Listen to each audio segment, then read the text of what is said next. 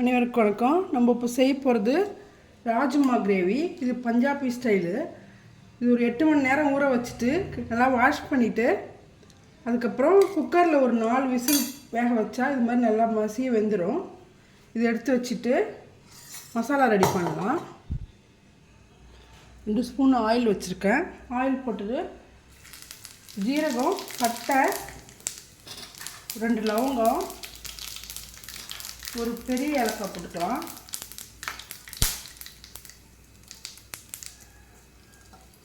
போட்டுட்டு ஆனியன் போட்டுக்கலாம்.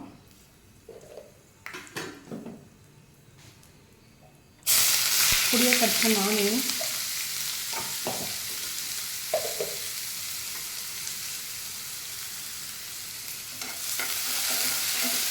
ஆனியன் கொஞ்சம் நல்லாவே போட்டுக்கோங்க, நிறையாவே.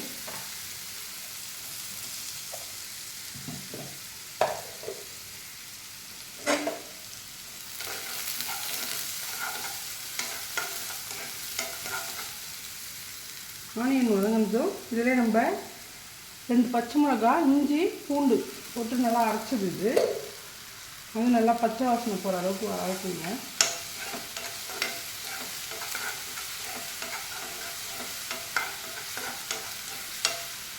நல்லா ட்ரை ஆகட்டும் ஆனியன்.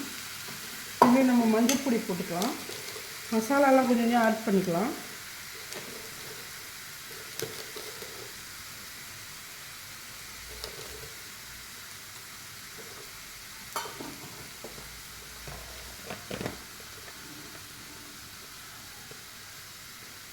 மிளகாத்தூள் 1 ஸ்பூன் அளவுக்கு,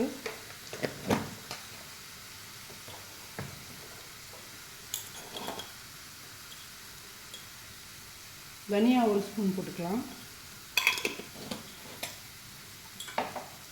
கரம் மசாலா ஒரு 1/2 ஸ்பூன் அளவுக்கு போட்டுக்கலாம். போட்டுட்டு கொஞ்சமாக இதில் உப்பு ஆட் பண்ணிக்கலாம். நல்லா வதங்கணும் மசாலா. ஏற்கனவே நம்ம ராஜ்மாவில் போட்டிருக்கோம் கொஞ்சம் உப்பு, அதனால் பார்த்து போட்டுக்கலாம்.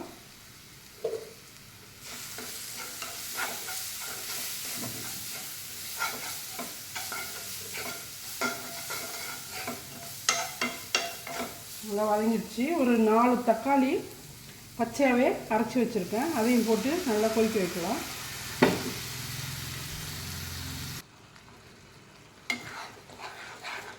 மசாலாலாம் நல்லா கொதிக்கணும்.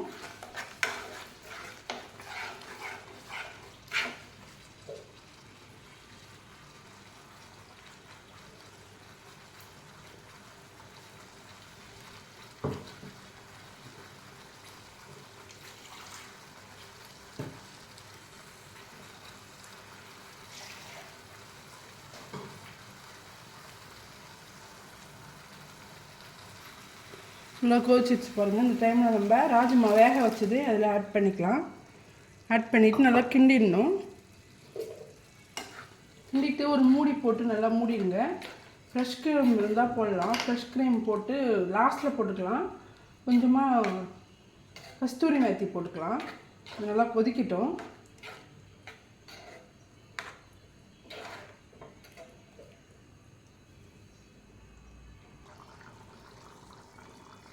கஸ்தூரி மேத்தி போட்டுட்டு மூடிடலாம். பாருங்க, சுவையான ராஜ்மா கிரேவி ரெடி ஆயிடுச்சு. இந்த வீடியோ பிடிச்சிருந்தா லைக் பண்ணுங்கள், ஷேர் பண்ணுங்கள், கமெண்ட் பண்ணுங்கள், சப்ஸ்கிரைப் பண்ண மறக்காதீங்க. நன்றி. கத்திரிக்காய் அது மாதிரி ரவுண்டாக கட் பண்ணிவிட்டு மிளகாத்தூள், கொஞ்சம் உப்பு, கொஞ்சம் லெமன், ஒரு ரெண்டு ட்ராப் லெமன் ஜூஸ் போட்டு இது மாதிரி நல்லா வறுத்துட்டிங்கன்னா தயிர் சாதம் எல்லாத்துக்குமே நல்லா டேஸ்ட்டாக இருக்கும்.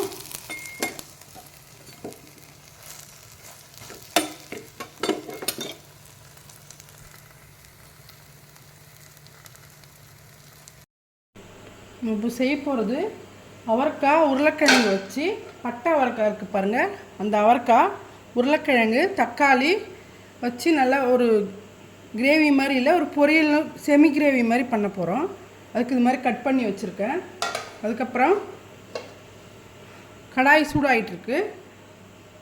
சின்ன வெங்காயம், பூண்டு, சின்ன பீஸ் இஞ்சி, ஒரு ஸ்பூன் அளவுக்கு தேங்காய், இதை வந்து அரைச்சிட்டு வந்துடணும். முன்னாடி இது காயெல்லாம் நல்லா வதக்கிக்கலாம். ஆயில் நல்லா சூடாயிடுச்சு. இந்த டைமில் நம்ம கடுகு போட்டுக்கலாம். கடுகு ஒரு அரை ஸ்பூன் அளவுக்கு ஜீரகம், 2 காஞ்ச மிளகா,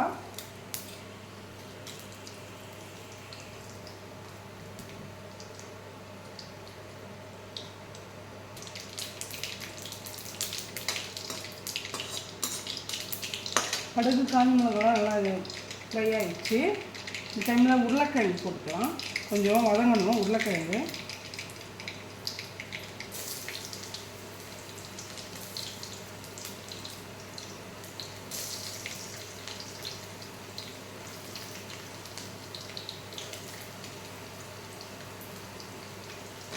இது நார்த் இந்தியாவில் நல்லா ஸ்பெஷலு. சப்பாத்திக்கெல்லாம் தொட்டு சாப்பிடுவாங்க.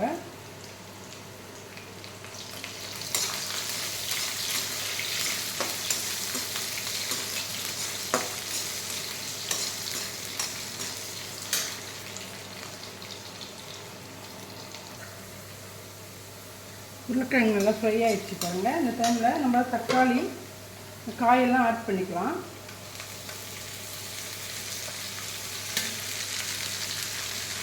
இது நல்லா வதங்கணும். வதங்கினதுக்கப்புறம் நம்ம அரைச்சி வச்சுருக்க வெங்காயம், இஞ்சி, பூண்டு, 1 ஸ்பூன் அளவுக்கு தேங்காய் அரைச்சி வச்சுருக்கோம்.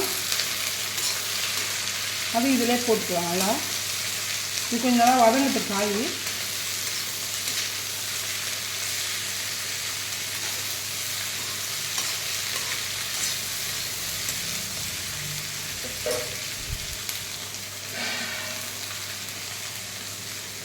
கருவேப்பிலை போட்டுக்கலாம்.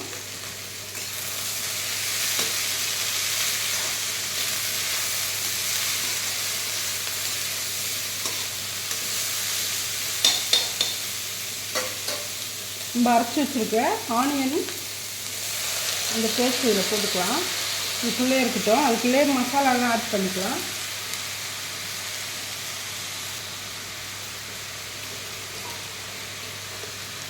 மஞ்சள் பொடி போட்டுக்கோங்க. மிளகாத்தூள், கொஞ்சமாக தனியாத்தூள். ஜீரகம் வந்து தாளிப்பில் போட்டதால ஜீரகத்தூள் தேவையில்லை. காஞ்ச மிளகா வேறு 2 போட்டிருக்கோம், அதனால் சாப்பிட்டு போட்டுக்கலாம். காரம் 1/2 ஸ்பூன் அளவுக்கு வெறுமிளகாத்தூள், தனியாத்தூள் ஒரு 1/2 ஸ்பூன் அளவு போட்டுட்டு உப்பு போட்டு நல்லா கிண்டிட்டு மூடிடலாம். இந்த டிஷ்ஷுக்கு தேவையான அளவுக்கு உப்பு போட்டுட்டு இது அப்படியே இப்படி மூடிடுங்க. மூடிட்டு கொஞ்சமாக சுடு தண்ணி இருந்தால் ஆட் பண்ணிக்கலாம், இல்லைன்னா பச்சை தண்ணியை போட்டுக்கோங்க. வெந்துகிட்டே இருக்கட்டும். ஒரு வாட்டி கிண்டிட்டு மூடிடலாம். காய் நல்லா வேகட்டும். மசாலாலாம் நல்லா மிக்ஸ் பண்ணி விட்டுருவோம்.